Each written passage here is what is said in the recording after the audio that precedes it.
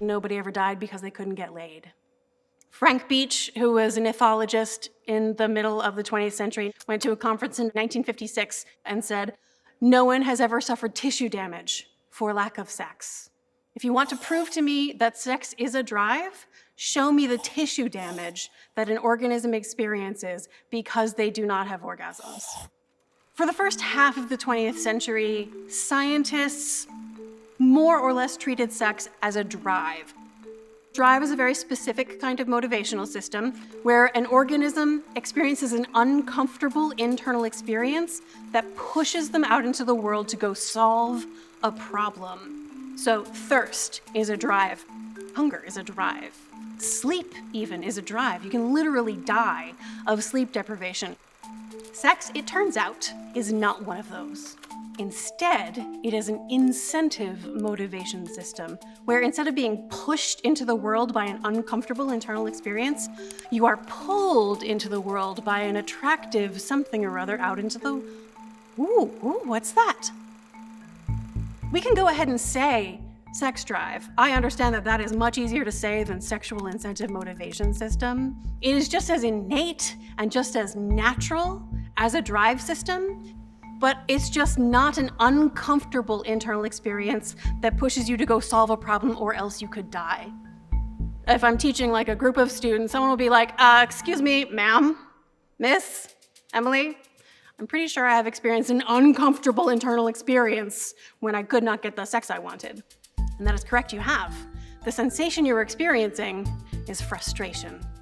There is a little monitor in your brain that has goals and keeps track of how much effort you're putting into it and how much progress you're making, gets really frustrated that there is something you would like a lot. It's not a basic biological need, which means you are not entitled to it. No one has any obligation to make sure you have enough of it. It is the oldest, most established piece of science in all of Come As You Are, and yet it's the only idea that has ever caused anyone on Twitter to call me a stupid. People have feelings about this because they feel like I'm taking something away from them, when in fact, I am giving them the freedom to be able to experience sexual desire and know that nothing bad is going to happen. Nobody ever died because they couldn't get laid. The closest thing to a scientific argument for the idea that it might be a drive is, okay, if it's not about individual survival, it is about genetic survival. What about a drive to move my genes into the next generation? That is not how biological psychologists define the term drive.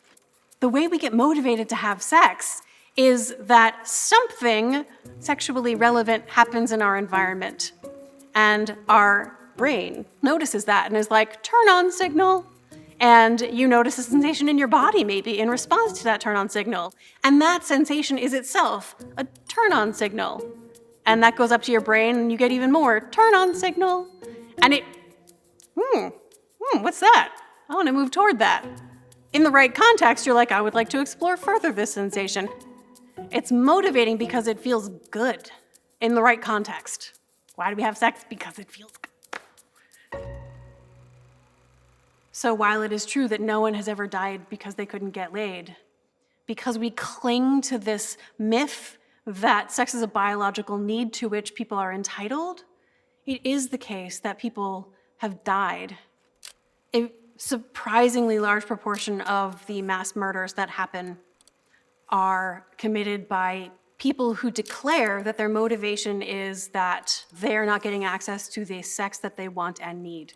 If we just understand that sex is a pleasure-based motivation, not a life and safety-based motivation, we can free ourselves into the joy and ecstasy that's available to our bodies when we're not feeling frustrated and angry about a sense of failure to get something that we feel like we're supposed to be able to get. If it's not about getting, but about connecting and feeling the sense of freedom that comes with letting go of the shoulds.